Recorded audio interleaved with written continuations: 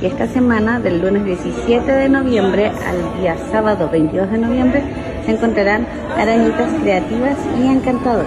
Y me encuentro con la señora Sonia Paredes y le quiero preguntar qué le pareció la fotografía que le acabo de enviar. Hola, muy hermosa, me siento muy orgullosa por haber seguido mi trabajo tan lejos y que lo valoren tanto.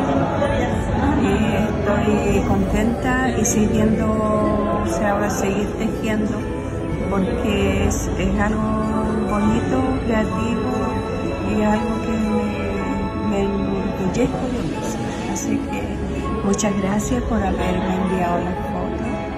Y me siento muy orgullosa. Muchas gracias.